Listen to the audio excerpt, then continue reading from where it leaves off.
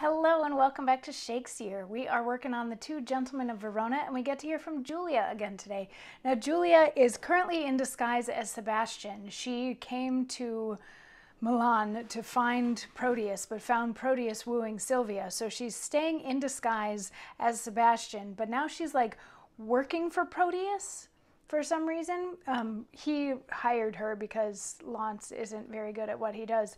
Why she's in it, well, she told us a little bit yesterday. Like she feels bad for him, but she doesn't feel bad for him, but she's going to do this, but she doesn't really want to because what she's been tasked with is wooing Sylvia on behalf of Proteus. She's supposed to give Sylvia the ring that she, Julia herself, had given to Proteus when he left as like a token of their love and affection. So she, in her monologue yesterday, she was talking about how she had to do this, but she didn't really want to, but she would, and all that sort of thing. And then Sylvia comes in. She's like, can you tell me where to find Sylvia? And Sylvia's like, who's asking?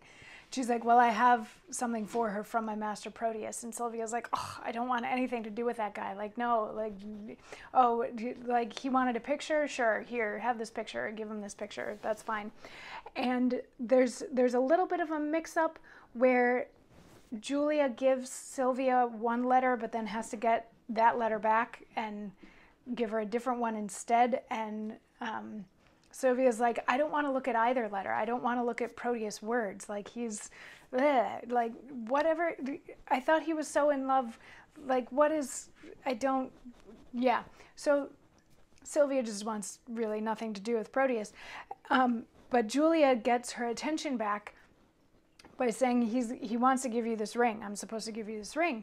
And Sylvia's like, that's a ring that I've heard him say 1,000,000 times Julia gave him. He should go give it back to Julia because they're supposed to be together, not me and her.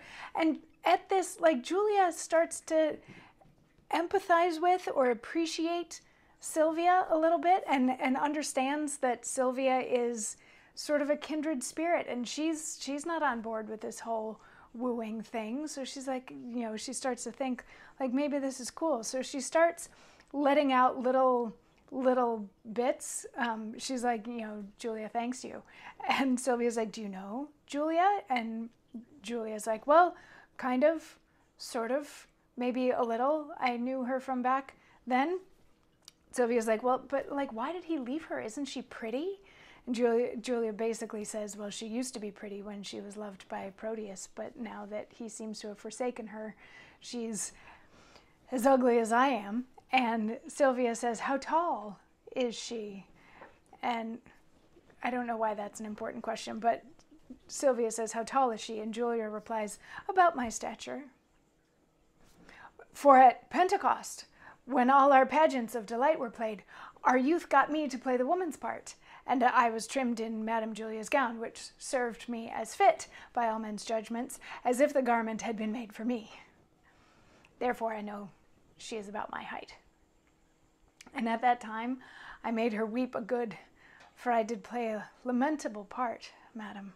'Twas Ariadne passioning for Theseus' perjury and unjust flight, which I so lively acted with my tears that my poor mistress, moved therewithal, wept bitterly, and would I might be dead if I in thought felt not her very sorrow.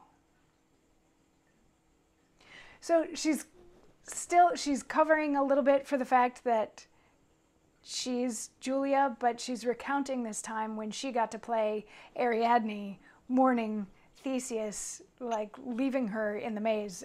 Theseus is the one that killed the Minotaur, and he sort of deserted Ariadne, so then she got to be sad about being deserted, which is exactly what's happening with Julia.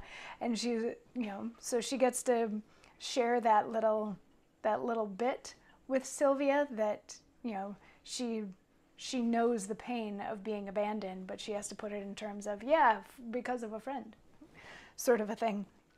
And Sylvia's like, you know what, you're a good person. Take the ring, like, I'm not taking the ring, take that back, and, give my best to Julia when you see her because she sounds cool. And then Sylvia, well, tomorrow's monologue is 2 lines of Julia, and then Sylvia leaves, and then Julia has a bit more on stage by herself, so we'll get further into that. But I don't know, I love that there's this conversation in this play between two women, one who was spurned by a man and one who's being courted by the same man, but neither of them wants the thing that the man wants, and they end up being able to sort of bond over it. That's just, it feels like a very unique type of conversation for the time in which this play was written. Anyway, fun stuff. We get to hear more from Julia tomorrow, so I'll see you then for that. Mwah.